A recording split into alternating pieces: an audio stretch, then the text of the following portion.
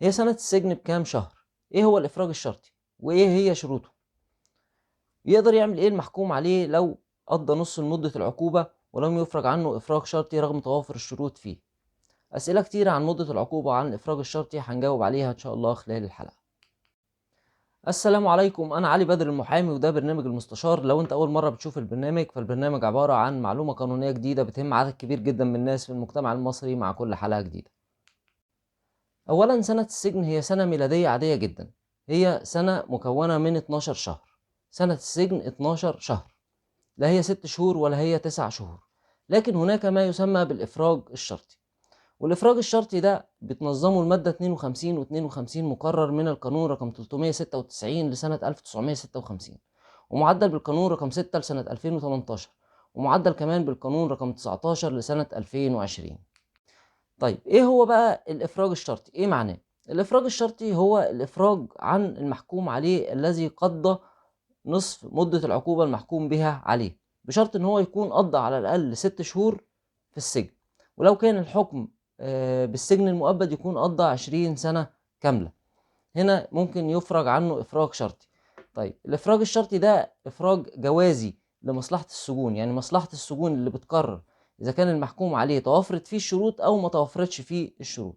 بس خد بالك ان القرار بتاع مصلحة السجون هو جوازي، لكن ممكن يكون فيه تعسف، وهقول لك برضو في اخر الحلقة ازاي المحكوم عليه لو متعسف ضده يقدر ان هو يحصل على الافراج الشرطي رغم ان مصلحة السجون مش موافقة. بس في الاول تعالى نعرف ايه هي الشروط. اول حاجة طبعا ان المحكوم عليه يكون قضى نص المدة، وتكون المدة اللي قضاها ما تقلش عن 6 شهور، يكون قضى 6 شهور على الاقل، ويكون قضى نص مدته. بعد كده لازم يتوافر فيه شرطين. اول شرط ان هو يكون سلوكه في السجن يدعو الى الثقة في تقويم نفسه، يعني بالبلدي كده يكون المدة اللي قضاها فيها حسن سير وسلوك في السجن. تاني حاجة ان يكون الافراج عنه ليس فيه خطر على الامن العام، يعني لو افرجنا عنه الافراج ده ما يكونش خطر على الامن العام. لو توفر الشرطين دول في المحكوم عليه وقضى نص مدة العقوبة وكانت 6 أشهر على الأقل أو 20 سنة في حالة الحكم بالمؤبد، ممكن يفرج عنه إفراج شرطي. لكن كمان في أنواع معينة من الجرائم لا يمكن الإفراج لو اتحكم بيها، لو محكوم بيها لا يمكن الإفراج الشرطي أبدا. طب وهي إيه الجرائم دي؟ أولا جرائم المخدرات. جرائم المخدرات بس مش كلها. بالنسبة لجرائم المخدرات التعاطي أو الاستعمال الشخصي ممكن الإفراج الشرطي عن المحكوم عليه بيها، إنما جرائم المخدرات زي الإتجار مثلا والجلب والكلام ده لا يمكن الإفراج الشرطي عن المحكوم عليه بها. كمان جرائم الإرهاب لا يمكن الإفراج الشرطي عن المحكوم عليه في أحد هذه القضايا، وجرائم غسيل الأموال، وكمان جرائم التجمهر.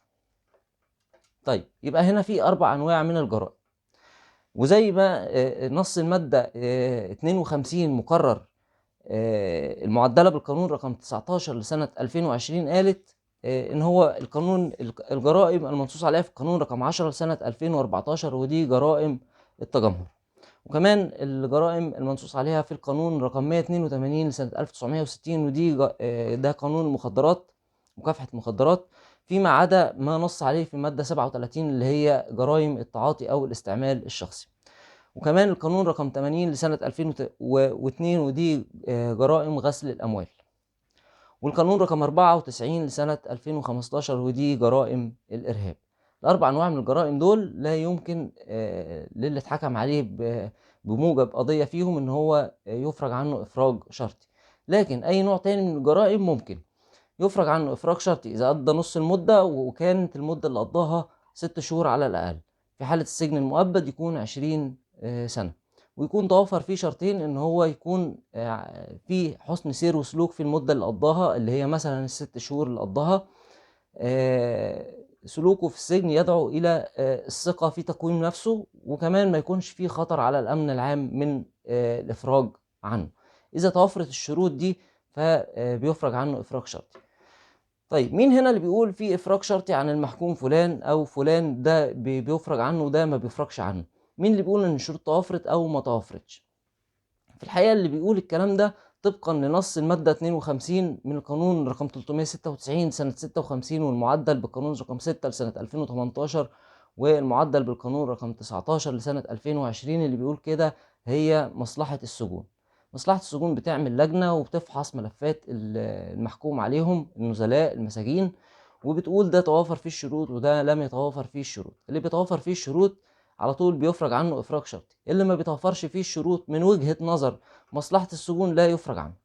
طيب هنا في حالة إن في مسجون توافر فيه الشروط لكن لم يفرج عنه إفراج شرطي، يقدر يعمل إيه؟ هل كده خلاص مش هيفرج عنه؟ لأ، ممكن يفرج عنه إفراج شرطي إذا تقدم وكيله اللي هو المحامي بتاعه بطلب لمصلحة السجون بالإفراج عنه إفراج شرطي بعد قضاء نصف مدة العقوبة. هنا مصلحة السجون بتعمل لجنة وبتفحص الملف، لو توفرت فيه الشروط فبيفرج عنه. طيب هنقول برضو ان هو حصل الكلام ده وحصل الطلب واجتمعت اللجنة وقالت ان الشروط لم تتوافر رغم ان الشروط متوفرة. هل كده خلاص القرار ده نهائي؟ لا، في الحقيقة القرار ده برضو مش نهائي ويمكن الطعن عليه. طيب هناخد اول حالة ان مصلحة السجون لم ترد على الطلب، يعني محكوم عليه قدم طلب ان هو عايز يفرج عنه افراج شرطي لكن مصلحة السجون ما ردتش. بعد 60 يوم بيعتبر الطلب ده مرفوض رفض ضمني، وده قرار إداري، أو إن مصلحة السجون بترد على طول على الطلب وبترفضه، وبرضه ده بيكون قرار إداري. في أي حال من الأحوال قرار الرفض بيكون قرار إداري بالرفض، وهنا الطعن عليه بيكون أمام محكمة مجلس الدولة، محكمة القضاء الإداري بمجلس الدولة. إذن لو توفرت فيه الشروط قدم الطلب توفرت فيه الشروط ولم يفرج عنه وقدم الطلب والطلب اترفض او ما تردش عليه في خلال 60 يوم، هنا وكيل المحكوم عليه يقدر ان هو يطعن على القرار الاداري ده بدعوى امام محكمة القضاء الاداري بمجلس الدولة، والدعوة دي بيكون ليها شق مستعجل وبيتحكم فيها القاضي، بيفحص الملف بتاعه وبيتحكم فيها وبيفرج عنه افراج شرطي. كده تقريبا انا جاوبت على كل الاسئله. وحدي مثال برضو ان في شخص محكوم عليه بسنه سجن قضى 6 شهور، كان محكوم عليه مثلا في جريمه تعاطي مخدرات، قضى 6 شهور وكان سلوكه يدعو الى تقويم نفسه وليس في الافراج عنه خطر على الامن العام. هنا يفرج عنه افراج شرطي بعد ان يقضي 6 اشهر في السجن اللي هي نص المده. طب لو محكوم عليه بسنتين يخرج بعد سنه. طب لو محكوم عليه ب3 سنين يخرج بعد سنه ونص.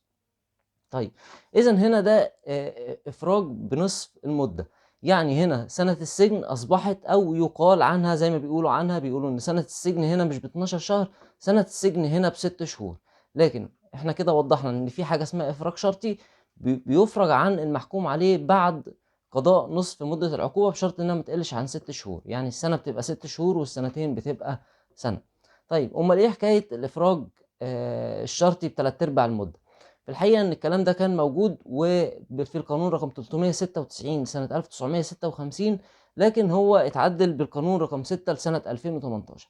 كان المفروض إن هو بيفرج عنه بعد قضاء 3 أرباع المدة بحد أدنى 9 شهور، يكون قضى 9 شهور في السجن. لكن بعد التعديل اللي هو بالقانون رقم 6 لسنة 2018 بقى الإفراج الشرطي بنص المدة بس، يعني يكون قضى 6 شهور على الأقل. لو واخد سنة يبقى يطلع بعد 6 شهور، لو واخد سنتين يبقى يطلع بعد سنة. النهاردة كده كل حاجة كانت في الفيديو عن الإفراج الشرطي. لو عندك لسه أي استفسار أو سؤال اكتب لي في الكومنت هرد عليك أو ابعت لي على رسائل الصفحة. ولو عجبك الفيديو اعمل لايك للفيديو وشير عشان غيرك يستفيد، وسبسكرايب للقناة عشان فيها فيديوهات هتفيدك جدا، وكمان الجرس عشان الفيديوهات اللي جاية برضو إن شاء الله هتفيدك.